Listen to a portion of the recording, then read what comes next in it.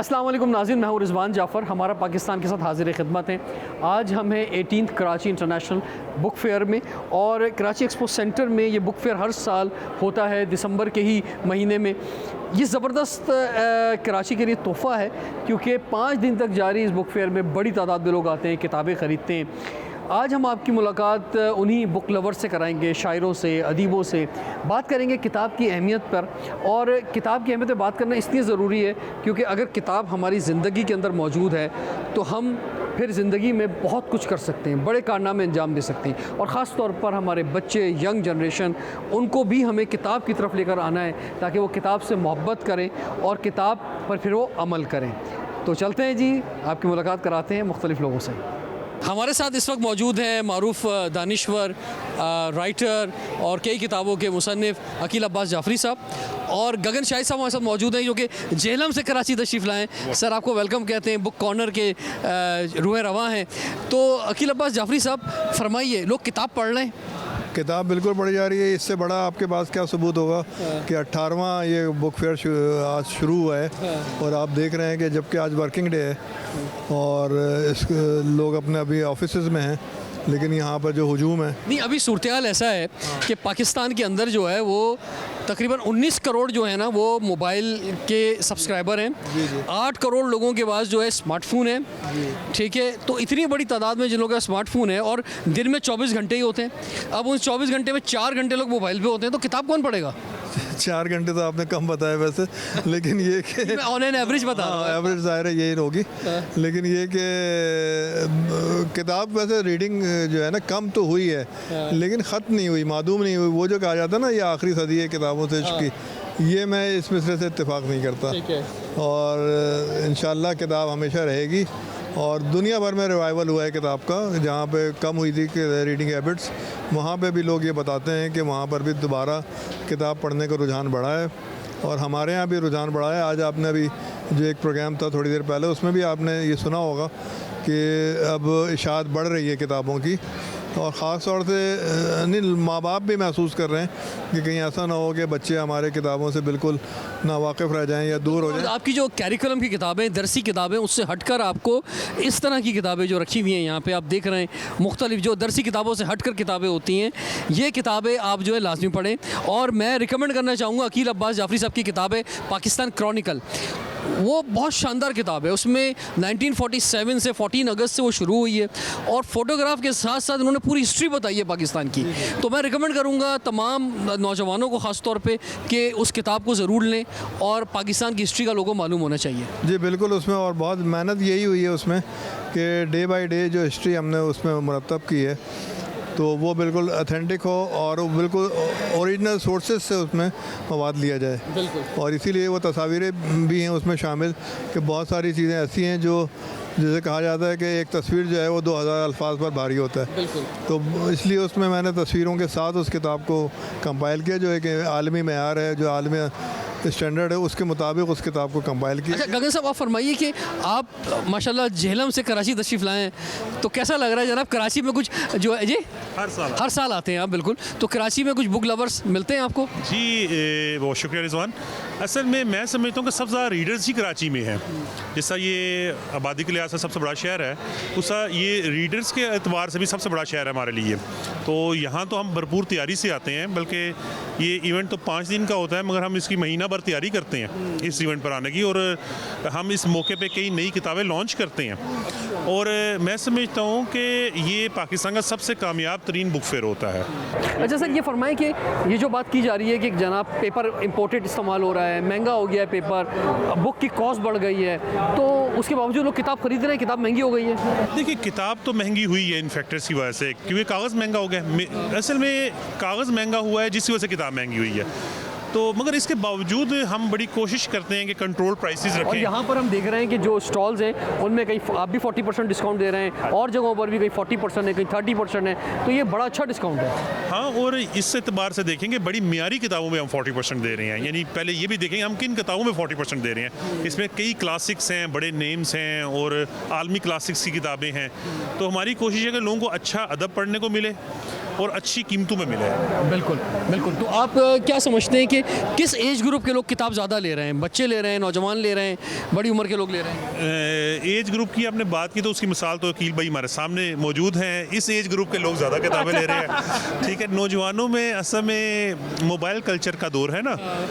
ये नहीं कि नौजवान नहीं है, मुझे बड़ी खुशी हो रही है यहाँ कई नौजवान हैं, नौजवान बच्चे बच्चियाँ आके किताबें खरीद रहे हैं, किताबें देख रहे हैं, आखिर उनका इंटरेस्ट शो हो रहा है। सर जो अभी रिसर्च आई है उसमें यह है कि 18 साल से 40 साल की उम्र के लोग जो हैं उनमें रिसर्च की गई तो पता चला कि 75% लोग ऐसे हैं जिन्होंने कोई किताब नहीं पढ़ी अपने इस एज ग्रुप के अंदर। 75% लोग, 25% लोग हैं जिन्होंने कोई पढ़ी है। और इसी तरह से अगर ओवरऑल हम पाकिस्तान की आबादी की बात करें तो वो 90% तक आ जाती है कि जो दरसी किताबों के अलावा उन्होंने किताबें ऐसी को ख़ास नहीं पढ़ी। तो ये बस ये बिल्कुल ये गैलप का सर्वे था, मैंने ये देखा सर्वे कि हमारे यहाँ ज़ाहिर लोग निसामी किताबों तक ही महदूद रहते हैं ज़्यादातर लोग, यानी उससे हट कर किताबें नहीं पढ़ते।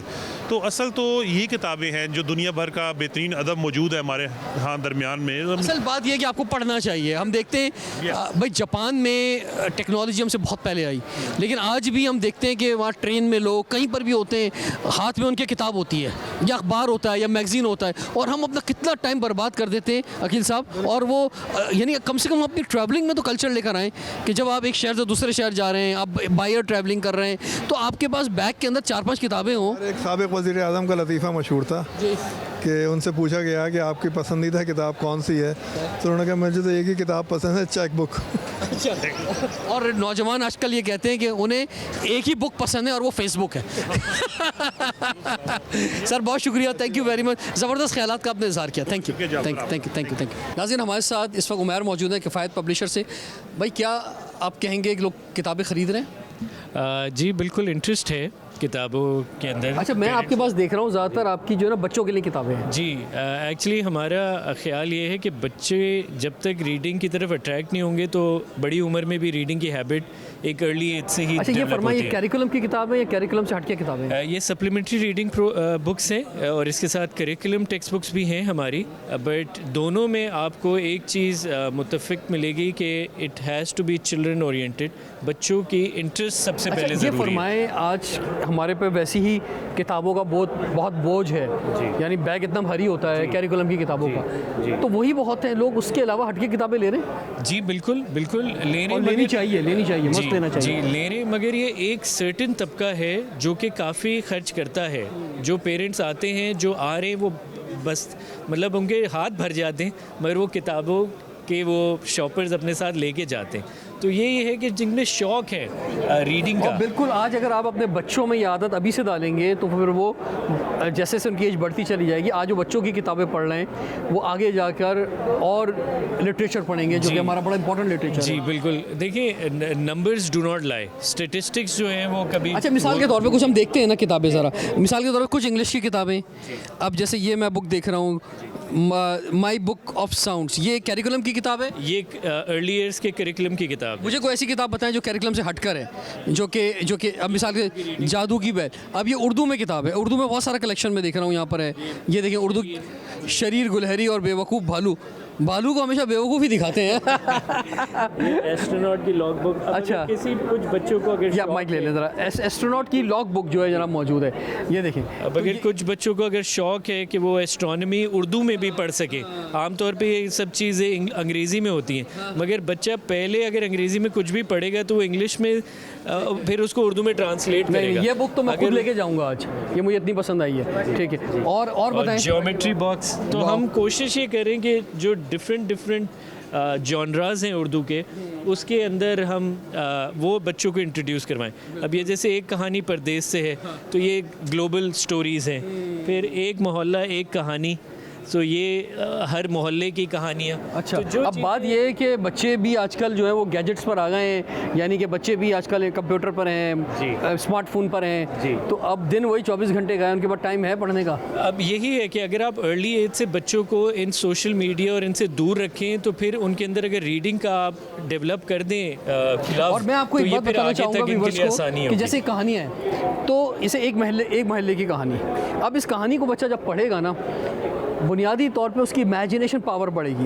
मैं ये बताना चाहूँगा आपको कि होता क्या है, जब हम किसी स्क्रीन के सामने होते हैं, यानी हम लैपटॉप के या कंप्यूटर के या मोबाइल के सामने हैं, तो सब कुछ उधर बयान कर दिया जाता है, उससे आगे का हम नहीं देख पाते क्योंकि हमारा दिमाग बंद हो जाता है। कहानी जब आप पढ़ते हैं ना, तो आप अपने हिसाब से उसको विजुलाइज करते हैं कि जनाब इसमें जैसे कि मिसाल के तौर पे गुलशन इकबाल कराची की गुंजान आबादी, मानो वहीं रहती है, मानो बिल्ली का नाम है, बिल्ली का नाम है, चल मैंने सही जूम किया, फ़ौरन वो पहुंचेगा जनाब, ज्यूम करेगा, उसका घर सड़क के साथ ही है, ये एक छोटा सा अहाता है जिसमें थोड़े से फ्लैट बने हैं, तो अब आप विजुलाइज कर रहे हो। देखिए मैंने वैसे ही खोला है पेज और मुझे नज़र आ गया, इन्हीं में एक फ्लैट मानो की अम्मी अब्बू का भी है। मानो पढ़ाई में तो अच्छी ही है, ये मानो है कौन है भाई? नहीं, मानो बच्ची है, मानो बच्ची है। जी जी चले जी, देखिए बस देखिए विजुलाइजेशन जो है ना ये गलत भी हो जाती है कभी कभी। क्या पता शुरू में बच्चा सोचे बिल्ली है, फिर उसको वो करेक्ट हो रही है कि वो एक बच्ची है। बिल्कुल बिल्कुल। तो वो होता क्या है कि आप विजुलाइजेशन में चले जाते हैं और आपकी जितनी इमेजिनेशन पावर बढ़ती है, क्रिएटिविटी डेवलप उतनी होती आपके है, अंदर क्रिएटिविटी डेवलप होती है, उतनी इनोवेशन क्रिएट होती है, और उसी तरह से फिर आगे चीज़ों को देखते हैं, आपकी सोच का दायरा बड़ा होता है। और दूसरा, जब आप किताब पढ़ते हैं आपको नए अल्फाज मिलते हैं, नए अल्फाज, जितने आपके अल्फाज बढ़ेंगे उतनी आपकी सोच बढ़ेगी, उतनी आपकी इंटेलिजेंस का भी एक मेयार है। जैसे आप सेट स्कोर देते हैं तो वो आपकी वोकेबलरी चेक करते हैं। अर्ली ईयर्स पे भी अगर आपने किसी बच्चे की इंटेलिजेंस चेक करनी है तो आप उसकी वोकेबलरी के थ्रू करते हैं। बिल्कुल। सो वोकेबलरी चाहे उर्दू में हो चाहे अंग्रेज़ी में हो, मगर उसकी जो समझदारी है, अक्लमंदी है, वो वो बताती अब ये है। मुल्ला नसीरुद्दीन के किस्से होंगे मेरे ख्याल से इसके बिल्कुल, अंदर। बिल्कुल। अब बड़े मजेदार किस्से जी। हैं, तो ये इसके ये अंदर देखिए लिखे हुए हैं। बच्चे अगर माँ बाप और के ये देखिए साथ बड़ा ज़बरदस्त एक पिक्टोरियल fun time- स्टाइल के अंदर जी। है, तो ये जी। फिर एक लुक इसका अच्छा आ रहा है। ठीक है, तो ये इस तरह से आप जब इस तरह के बुक फेयर्स में ज़रूर अपने बच्चों को लेके जाएं, और हम तो अचानक किसी स्टॉल पे आ गए हैं, आप भी इसी तरह विज़िट करें, आपको ख़जाना मिलेगा किताबों का। तो टाइम एक ब्रेक का हो रहा है, ब्रेक के बाद हाजिर होते हैं, देखते रहिए प्रोग्राम हमारा पाकिस्तान।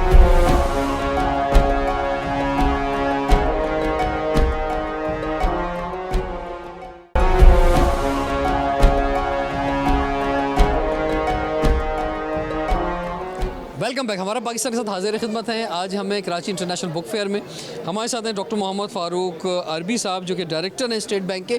और स्टेट बैंक सर क्या कर रहा है इंटरनेशनल बुक फेयर में? स्टेट बैंक ने यहाँ एक स्टॉल लगाया है। देखो, जो भी बुक्स आप जब परचेज करते हैं तो उसकी पेमेंट आपको करनी होती है। आप आम तो लोग पेमेंट करते हैं थ्रू कैश। हमने ऑप्शन दिया है कि थ्रू रास्त करें ताकि ऑनलाइन पेमेंट्स हो। ठीक है। ये ऑनलाइन पेमेंट को फैसिलिटेट करने के लिए आपको हम तरीका बता रहे हैं। यहाँ हमारे जो कोलीग्स ये खड़े हुए हैं कि कैसे without using cash you can pay your what ever even you can pay your bills, you can pay your any other payments. अच्छा सर, बुक शॉप्स में जाएँ, कहीं भी कोविड के जाएँ। बाद ये देखा कि बहुत ज़्यादा ट्रेंड आया है और डिजिटल लोग का। अब डिजिटल पे की तरफ जा रहे हैं, अपनी पेमेंट्स कर रहे हैं, अपनी जो खासतौर पे इलेक्ट्रिकल बिल्स हैं, गैस बिल हैं, वो सारे जो है अब इलेक्ट्रॉन, यानी लाइन में लगना नहीं पड़ रहा, जाना नहीं पड़ रहा, घर बैठे जो है दे रहे हैं। टाइम बचाएं, बिल्कुल, कॉस्ट बचाएं। बिल्कुल। तो ये आप समझते हैं कि एक अच्छी बात है? बिल्कुल, ये इकानमी के लिए भी अच्छी बात है, इकोनॉमिक ग्रोथ के लिए अच्छी बात है, क्योंकि पेमेंट सिस्टम जितना अच्छा होगा उतना ज़्यादा इकोनॉमी ग्रो करेगी। बुक लवर हैं आप भी? किताबें पढ़ते हैं? किसी हद तक। अच्छा, किसी हद तक किताबें आप पढ़ते हैं। हैं बुक लवर हैं आप? तो बुक लवर है। बुक लवर तो है, लेकिन शायरी से ज़्यादा इनको, शायरी से सर को ज़्यादा शगफ है। आपको किससे शौक है? मैं आर्टिकल ज़्यादा पढ़ती हूँ, पॉलिटिक्स से ज़्यादा, और इस तरह की चीज़ें। ठीक है। तो आपको लगता है कि इलेक्शन होंगे और अच्छे हाँ, इलेक्शंस होंगे इंशाल्लाह, इलेक्शंस तो ज़रूर होंगे, उम्मीद लेकिन है आपको कि पाकिस्तान के हालात भी ठीक होंगे? बिल्कुल उम्मीद बिल्कुल है। देखिए, उम्मीद पे दुनिया कायम ठीक है। है, तो हमें उम्मीदें तो अपनी पॉजिटिव रखनी चाहिए। और हम सब ने अपना कंट्रीब्यूशन देना है पाकिस्तान की बिल्कुल, इकॉनमी के अंदर। जो है बिल्कुल। पाकिस्तान की इकॉनमी बेहतर होगी तो सब कुछ ठीक हो जाएगा। बिल्कुल। और हमारी एक मूवमेंट भी है, मेड इन पाकिस्तान मूवमेंट। तो बिल्कुल। पाकिस्तान में जो मेड इन पाकिस्तान प्रोडक्ट्स हैं उसको हमने जो है लेके आगे बढ़ाना है। एग्जैक्टली, बिल्कुल। अपनी इकॉनमी को हम इसी तरह से बूस्टअप कर सकते हैं, और क्योंकि imported इम्पोर्ट्स product पे जो है वो हम उसका भी कंट्रीब्यूशन है कि उसमें भी हमारे लोगों को रोजगार मिलता है, लेकिन उसे हम एक्सपोर्ट नहीं कर सकते। Export, बिल्कुल। हमारी मेड इन पाकिस्तान प्रोडक्ट होगी तो हम उसको एक्सपोर्ट भी कर सकेंगे। Exactly। क्यों सर? बिल्कुल बिल्कुल। तो ये हम ये दे रहे हैं रास्ते, इससे आप पेमेंट्स के लिए भी ये है कि बाहर से कोई पेमेंट करने चाहिए वो भी यहाँ से आप कर सकते हैं। सबसे ज़्यादा रेमिटेंस आ सकती हैं ये आप। भी हमारे एक्सपोर्टर्स के लिए भी और सब के लिए बहुत बड़ा इंसेंटिव है। हमारी जो ऑनलाइन पेमेंट्स हैं, डिजिटल इनिशिएटिव्स, हमारी ये पूरी एक अवेयरनेस कैंपेन है जो हम रन करते हैं डिजिटल इनिशिएटिव्स की, जिसमें आसान मोबाइल अकाउंट, रास्त और QR कोड, ये सब चीज़ें शामिल हैं। तो ये सब पब्लिक जो यहाँ आई है, इन लोगों के लिए भी बहुत बेनिफिट की चीज़ है कि ये देखें कि किस तरह से फ्री ऑफ कॉस्ट पेमेंट कर सकते हैं, और सब बुक सेलर भी। बहुत शुक्रिया, thank you sir, thank you. नाज़रीन, हमारे साथ मौजूद हैं अब महमूद शाम साहब, मारूफ अदीब हैं, शायर हैं, सीनियर जर्नलिस्ट हैं। सर, माहाना मंथली अतराफ़ जो है ये आपका ज़बरदस्त काबिल अतराफ़ जो है ये इदारा है और ये हम मैगज़ीन देखते हैं, इसको पसंद करते हैं। सर फरमाएं, लोग किताब पढ़ लें? देखिए, हम ये हर साल जब भी मेला होता है तो माहनामा अतराफ़ का किताब नंबर शाये करते हैं, इसमें किताब के बारे में मालूमात। इस दफ़ा हमने रखा है हमारे स्कूल किताब के मुहाफ़िज़, इसकी थीम ये रखी है कि स्कूल का बहरहाल किताब से एक रिश्ता रहता है। और यहाँ भी आप देख रहे हैं सुबह से स्कूल के बच्चे सैकड़ों हज़ारों की तादाद में आ रहे हैं, किताबों के औराक पलटते हैं, उनका किताब से एक रिश्ता। सर, जो मैंने आज यहाँ पे जब इसकी ओपनिंग सेरेमनी हुई तो उसके चीफ मिनिस्टर साहब की मौजूदगी में मैंने भी ये बात कही आपकी नॉलेज में कि भाई हमारे बच्चे जो हैं वो क्या उर्दू जो है उसको वो उन्हें मुश्किल क्यों लग रही है, वजह क्या है सर? उसकी वजह यह है कि देखिए, हम जब पढ़ते थे तो हमें 5वीं तक उर्दू पढ़ते थे, पहले उर्दू पढ़ते थे, फिर अंग्रेज़ी की तरफ आते थे। अब वो अंग्रेज़ी पढ़ रहे हैं, अंग्रेज़ी हो फ्रेंच हो, उनके लफ्ज़ अलग अलग होते हैं, लेटर्स। इसके जॉइंट्स जो हैं जुड़वा, उन्होंने देर लगाई, इसका टाइपराइटर नहीं बना। और ये जो अब है कैलीग्राफी कंप्यूटराइज्ड, ये भी बड़ी मुश्किल से बनी कि इसमें आपको लफ्ज़ बने बनाए। देखिए सर, ये तो आपने बहुत पुराने दौर की बात कर दी ना, जैसे मैं अपने दौर की बात करूं तो हमने तो शुरू से इंग्लिश भी पढ़ी, उर्दू भी पढ़ी, लेकिन हमारा उर्दू में ज़ौक़ शौक़ था। वो दिक्कत जो हो रही है हमारे अपने नवासियों को भी होती है कि अंग्रेज़ी फ्रेंच आसान है, इसमें उसको करना पड़ता है। तो इसके लिए जो आपके प्राइमरी स्कूल के टीचर्स हैं उनकी बहुत ज़्यादा तरबियत की ज़रूरत है। अच्छा सर, कैरिकुलम को भी थोड़ा आसान करने की ज़रूरत है। जी, मुझे महसूस होता है कि जब मैं किताबें देखता हूँ, आपने जो इशारा किया था वो बिल्कुल सही है। हमारे पास भी चीज़ें आती हैं कि आप जो टेक्स्ट बुक्स मुरतब कर रहे हैं उनको भी पता होना चाहिए कि जो वोकेबलरी है, ज़ख़ीरा अल्फाज, वो प्राइमरी में पहली जमात में कितनी होगी, दूसरी में कितनी होगी, इस तरह से सर उनको ये अंदाज़ा नहीं होता। उर्दू की दरसी किताब पढ़ी, उसमें कुछ मज़ामीन ऐसे थे कि मुझे भी रुक के पढ़ना पड़ा और वो आज के दौर में इस्तेमाल नहीं होते, वो लफ्ज़ इस्तेमाल हुए। अच्छा, उसमें जो हमारे मारूफ राइटर हैं जैसे पतरस बुखारी के मज़ामीन हैं, इब्न इंशा के मज़ामीन हैं, या और जो हमारे लेजेंड लोग हैं, वो फिर भी मुझे अच्छे लगे, आसान लगे। लेकिन नए राइटर ने जो चीज़ें लिखी हैं वो और मुश्किल लिख दी हैं। अब नए राइटर ज़्यादातर ख़ुद नहीं लिखते, कहीं से इक्तसाब करते हैं। तो एक ये भी बाज़ औक़ात होता है कि जी मैं जितने मुश्किल लफ्ज़ लिखूँगा उतना ही मेरा ज़्यादा एक दबदबा रोब होगा। वो गलत है कि देखिए, पतरस बुखारी ने, इब्न इंशा, नासिर काज़मी ने शेरों में बहुत सलीस आसान ज़ुबान इस्तेमाल की, इसीलिए वो फिर मकबूल भी हुए। हाँ, तो ये है कि आपको हर एक की जो उम्र का हिस्सा है उसके लिहाज से ज़ख़ीरा अल्फाज आपको चुनना चाहिए, तो वो आपकी फिर उनकी एक्सेस भी हो जाएगी और अंडरस्टैंडिंग भी होगी। बिल्कुल बिल्कुल। तो सर कोई अच्छा सा कोई हमें शेर तो सुनाते जाएं हमारे देखने वालों को सर, कोई कि जो फ़रेब अरूज में आया इब्तदाए ज़वाल कर बैठा। क्या बात है, बहुत ज़बरदस्त बात sir, thank you very much, बहुत शुक्रिया, थैंक यू सर। हमारे साथ तहा और मोनम मौजूद हैं फरीद पब्लिशर के स्टॉल पर। कैसा रिस्पांस है जनाब? रिस्पांस माशाल्लाह बहुत अच्छा है, आप खुद देखें क्राउड बहुत ज़्यादा है और हर साल की तरह इस साल भी जो है किताबें पढ़ रहे हैं, बहुत ज़्यादा पढ़ रहे हैं। और जिन लोगों ने ये बात ज़बान से आम कर दी कि लोगों ने किताबें पढ़ना छोड़ दी, मैं उनको कहता हूँ कराची एक्सपो सेंटर के बुक फेयर में और देखेंगे कितनी बड़ी तादाद में लोग आज भी किताबें पढ़ते हैं। लोग किताबें जो है सजाने के लिए लेके जा रहे हैं, पढ़ने के लिए लेके जा रहे हैं? नहीं, पढ़ने के लिए लेके जा रहे हैं। आप देखें माशाल्लाह, स्कूल सुबह से विज़िट कर रहे हैं लोग, फैमिलीज़ के साथ आ रहे हैं, अपने बच्चों को किताबें यहाँ पे दिला रहे हैं ताकि वो पढ़ें किताबों को। ये सिर्फ ख़रीदारी नहीं हो रही है, ये पढ़ने के लिए ख़रीदारी हो रही है भाई। ठीक है, और मैं ज़रूर कहूँगा कि आप लोग विज़िट ज़रूर करें, ये एक बड़ा ख़जाना है।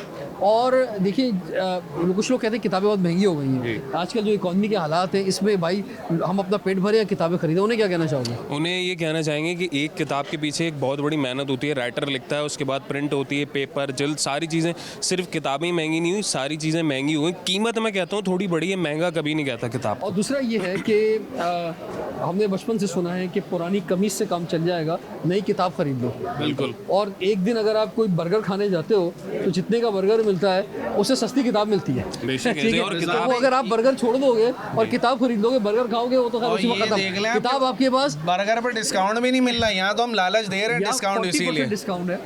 और दूसरा ये कि बर्गर जो है चलो एक वक्त खा लिया आपने, ख़त्म हो गई बात, किताब आपके पास महफूज भी रहेगी किताबी सूरत में, और दूसरा ये कि आपने जो उसमें पढ़ेंगे, जो सीखेंगे, वो आपके दिमाग में महफूज रहेगा, और फिर अगर आप उसे आगे बता देंगे तो वो जो इल्म है वो आपके लाशऊर में बहुत अरसे तक महफूज रहेगा। इस पर भी एक बड़ी स्टडी है कि कौन सी चीज़ जो है वो कितने अरसे तक जो है महफूज रहती है आपके लाशऊर के अंदर। तो ख़ास तौर पे किताब जो आप पढ़ते हैं और उसको आगे बयान करते हैं, उसका रेशो सबसे ज़्यादा है बनिस्बत इसके कि कोई बात आप सुने या आप टेलीविज़न पे देखें या आप जो है वो सोशल मीडिया पे या इंटरनेट पे या मोबाइल पे देखें, तो वो उसके मुकाबले में जो आपका किताब का पढ़ा हुआ है, क्योंकि किताब में बार बार पढ़ लेते, कोई बात आपको अच्छी लगती है दोबारा पढ़ते हैं, जबकि आप इलेक्ट्रॉनिक मीडिया में उसको रिवाइंड नहीं कर सकते बार बार, जो चीज़ गुजर गई सो गुजर गई। तो ये आप अपने नॉलेज का आपका बढ़ता है। तो क्या कहना चाहेंगे जनाब, कुछ डिस्काउंट दे रहे हैं लोग? डिस्काउंट बहुत अच्छा है, और इसके साथ साथ सबसे बड़ी चीज़ ये है कि यहाँ पे फरीद पब्लिशर्स के अलावा और भी जितने पब्लिशर्स हैं उनके स्टॉल्स पे आपको सबसे बड़ा बेनिफिट ये है कि राइटर्स से मुलाकात हो जाएगी, उनसे मिलने का, उनसे सीखने का बहुत अच्छा मौका मिलेगा, और किताब खरीदेंगे तो उस पर डिस्काउंट भी मिलेगा। तो मैं कहता हूँ ज़रूर विजिट करें और अपनी फैमिली के साथ विजिट करें और अवेल करें यहाँ पे डिस्काउंट्स को भी और मुलाकातों को बहुत भी। शुक्रिया, थैंक यू।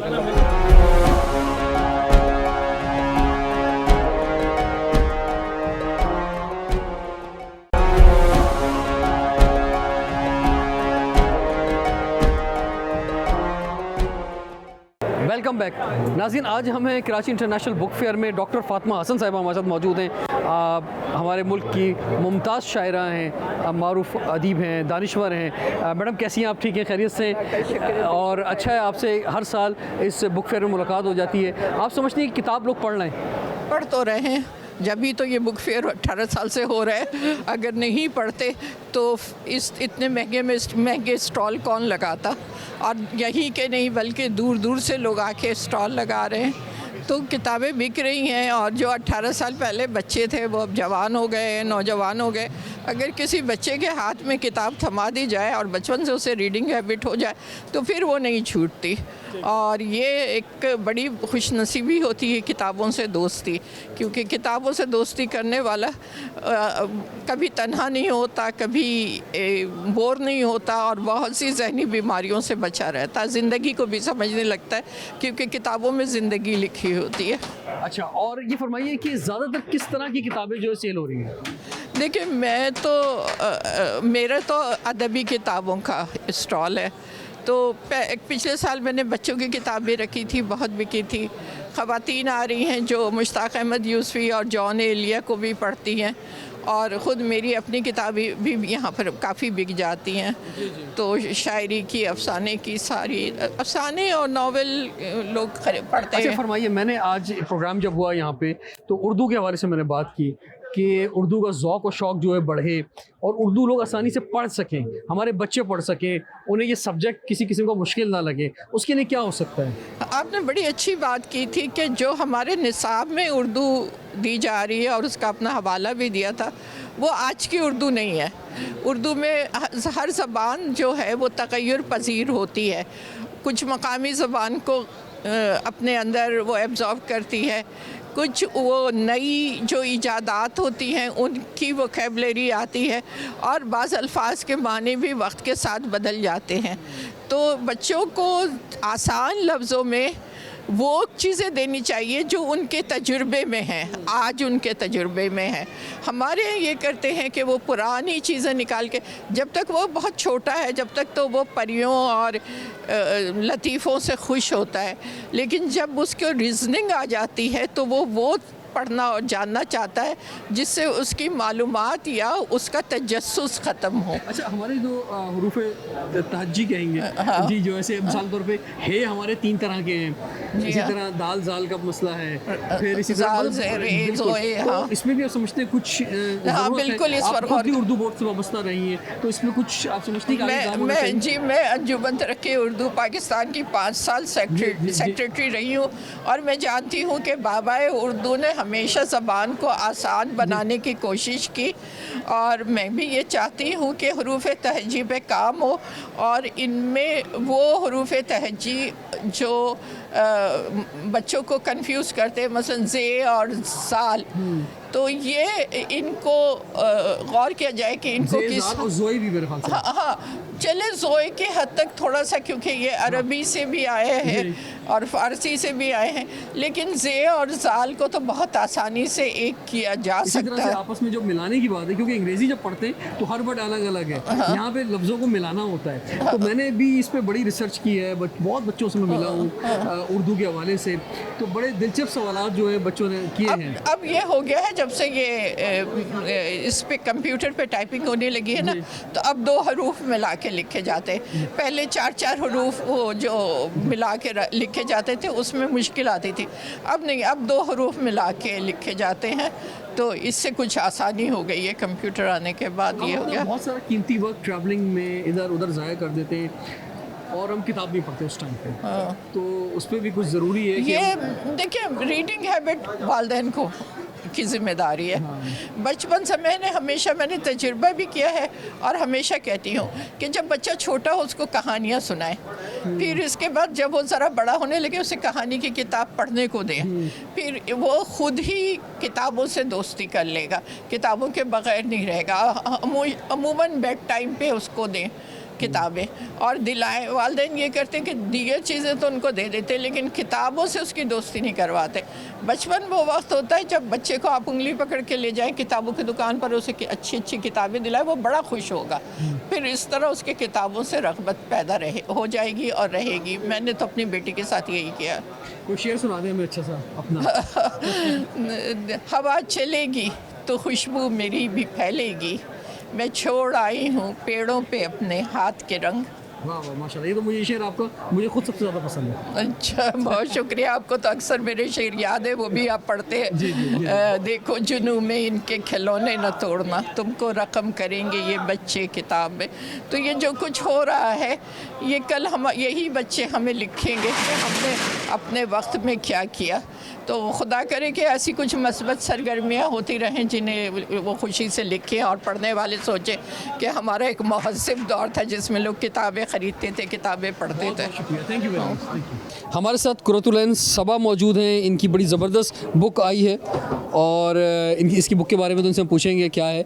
और हमारे साथ रिजवान जैदी साहब मौजूद हैं, बहुत ज़बरदस्त राइटर हैं। तो इन दोनों से ज़रा हम बात करते हैं। तो पहले तो आप ये बताएं, आप कनाडा में रहती हैं जी, और कनाडा में रहकर आप जो ये क्या बुक लिखी है? ये जनाब, जैसे कि आप नाम से अंदाज़ा लगा सकते हैं, मोतिया की खुशबू पाकिस्तान है और मेपल के रंग कैनेडियन है, और इन दोनों के इम्तज़ाज से किताब बनी है। इसमें मेरे कैनेडियन पाकिस्तानी तजर्बात हैं, कुछ पेरेंटिंग के हवाले से ब्लॉग्स हैं, इसके अलावा ट्रैवल स्टोरीज़ भी हैं।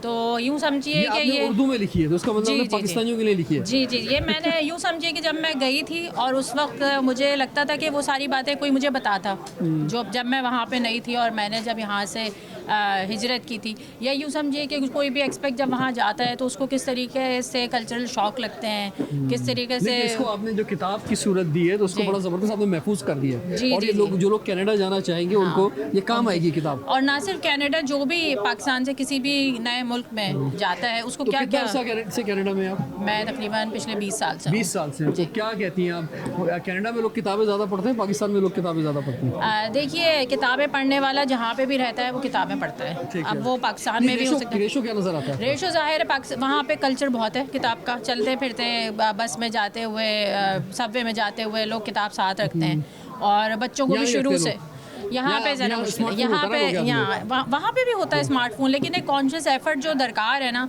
वो हर जगह चाहिए, और वहाँ पे लोग इस चीज़ को प्रिजर्व करते हैं, बच्चों को शुरू से मुताले की आदत डालते हैं। मैं आपको बताऊँ, मैं आज से कोई 20 साल पहले अपनी यानी स्टूडेंट लाइफ के अंदर जब जापान गया, तो वहाँ मैंने बात नोट की कि टेक्नोलॉजी में ज़ाहिर बात हमसे बहुत उस वक्त भी बहुत आगे थे, और वहाँ सबसे पहले टेक्नोलॉजी आती है। तो एक लोकल ट्रेन भी हो जैसे टोक्यो के अंदर, तो एक दूसरे के ऊपर लोग होते, इतना रश होता है उसके अंदर, इसके बावजूद बच्चों के हाथ में कोई मैगजीन था, चीज़ें थी।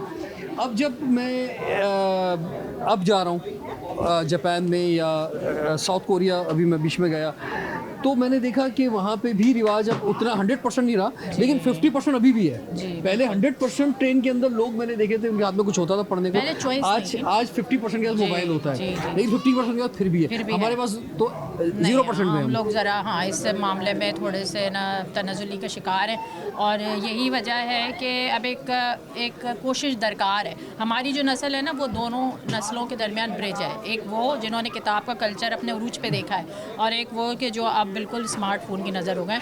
तो ऑफ कोर्स ये एक डिस्ट्रैक्शन है। रिजवान ज़ैदी साहब, आप मुझे फरमाएं कि एक तो ये है कि चले किताब महंगी हो गई है, लेकिन यार जिसको पढ़ना हो वो कहीं पर भी, वो तो ज़मीन पर उसे अखबार मिल जाएगा, उसको पढ़ना शुरू कर देगा, उधर से भी नॉलेज मिल सकती है। अच्छा रिजवान, बात असल में ये है, किताब ठीक है माना महंगी हो गई, लेकिन जो आजकल एक वक्त का आप किसी भी जगह जाके खाना खाते हैं तो वो किताब से कहीं ज़्यादा महंगा होता है, और किताब में जो मवाद होता है वो उस खाने से कहीं ज़्यादा कीमती होता है। लेकिन मैं ये समझता हूँ कि जदीद दौर के तकाज़ों से हम आहंग होने के लिए हमें अब ये PDF की तरफ भी आना पड़ेगा। ये हमारी जो भी अकाबरीन की जितनी भी किताबें हैं, क्योंकि एक तो दुनिया बिल्कुल एक नई तरफ चली गई है, जो नई नस्ल की बात है, ये गैजेट्स के लोग हैं। ये किताब से वो हमारा दौर था जी, वो किताब का लम्स और के स्याही की महक और खुशबू, वो ठीक है उस दौर की बात थी, वो एग्जिस्ट करती थी। आजकल के बच्चे के सामने आप ये बात करेंगे तो उसको वो देवमालाई कहानी के सिवा और कुछ समझ में नहीं आएगा। ठीक है, ये काम कर चल रहा है। देखिए एक्सपो में जो कुतुब मेला होता है, इसके लिए पूरे साल लोग इंतज़ार करते हैं। बजट तकरीबन उतना ही होता है। मिसाल के तौर पर आप 5,000 रुपये लेके निकलते हैं, तो आम हालत में जो अगर आप 4 किताबें लेते हैं तो एक्सपो में आप वो 8 किताबें लेके चले जाते हैं। तो इसका इंतज़ार रहता है, और कुतुबबीनी के फ़रोग़ के लिए यकीनन काम करना चाहिए। देखिए मसला क्या है हमारे यहाँ कि इंटरनेट पर भी सारा मवाद दुरुस्त नहीं है। आप किसी बात के भी रेफरेंस के लिए आपका ताल्लुक़ मीडिया से है, आप अपना रोज़ाना की बुनियाद पर एक मुहासबा करते रहते हैं कि मेरी तरफ से कोई फैक्ट्स एंड फिगर गलत ना चले जाएँ। तो इंटरनेट के ऊपर जिस तरह अभी हमने देखा, इकबाल डे के ऊपर हर जो बेहंगम शेर हज़रत इकबाल से मंसूब करके लोगों ने बस अपना फ़र्ज़ अदा कर दिया। तो इसमें कसूर उनका तो है कि भाई अल्लाह के बंदे, अगर कुछ तुमने पढ़ा, ज़रा से भी पढ़ लिख लेते तो वो उसलूब से अंदाज़ा हो जाता कि इकबाल कम अज़ कम ऐसी बात नहीं कर सकते थे। तो लेकिन किताब का फ़रोग़ ज़रूर होना चाहिए। बहुत बहुत शुक्रिया रिजवान ज़ैदी साहब, आपसे तो बहुत तफसील में बात करने की ज़रूरत है, और थैंक यू वेरी मच कि आपने कनाडा में रहते हुए किताब को और ख़ास तौर पर उर्दू ज़बान को ज़िंदा रखा है। Thank you very much. नाज़रीन, आज कराची इंटरनेशनल बुक फेयर में शायर व अदीबों से मुलाकात हुई और बहुत खुशी हासिल हुई, क्योंकि ये वो लोग हैं कि जो कि आने वाले कल को देख रहे हैं, जो कि आज वो बुनियाद रख रहे हैं कि जिससे पाकिस्तान का मुस्तकबिल रोशन हो सकता है और कामयाब हो सकता है।